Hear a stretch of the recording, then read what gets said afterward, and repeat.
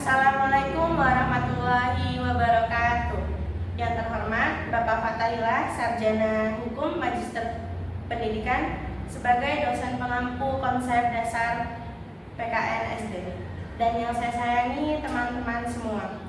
Puji syukur kehadirat Allah Subhanahu wa Ta'ala yang telah melimpahkan rahmat serta hidayahnya sehingga kita dapat berkumpul bersama di ruangan ini dalam keadaan sehat walafiat. Semoga pada hari ini kita semua dapat memberikan presentasi yang terbaik. Topik yang akan kita bahas hari ini yaitu pendidikan Pancasila.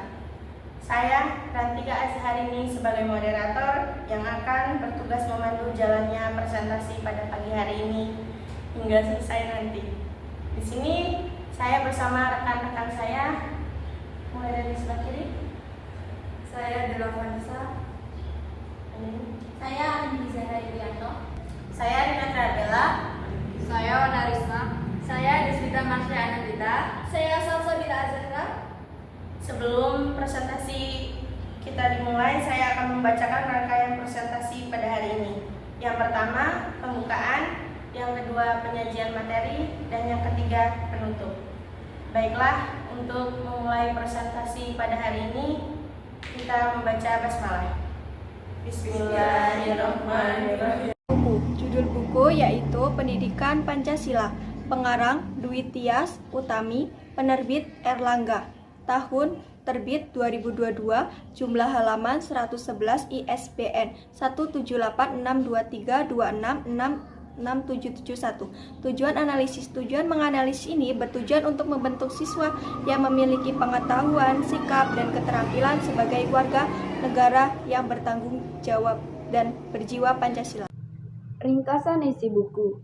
Buku Pendidikan Pancasila kelas 1 ini mengajarkan tentang cinta Pancasila, mematuhi aturan di rumah, menghargai keragaman, menjaga lingkungan rumah, serta bergotong royong.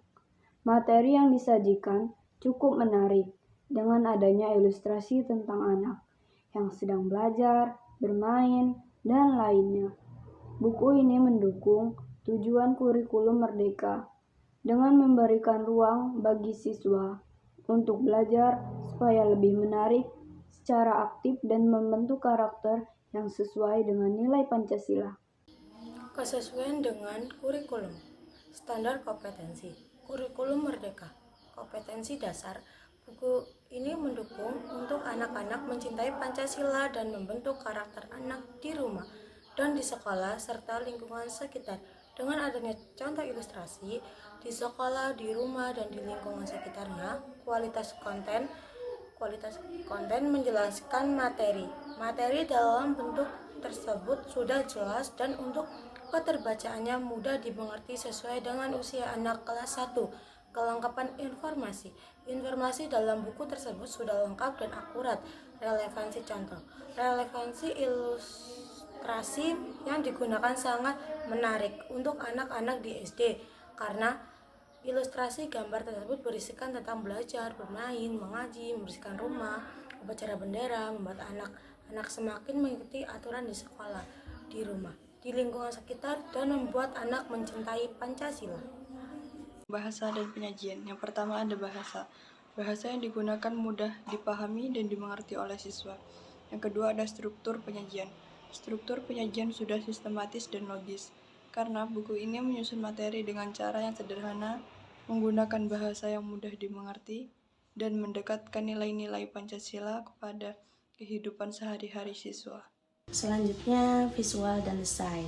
Kualitas ilustrasi. Kualitas ilustrasi dengan materi pembelajaran sangat sesuai, sehingga membuat anak-anak tertarik dan mudah untuk dipahami.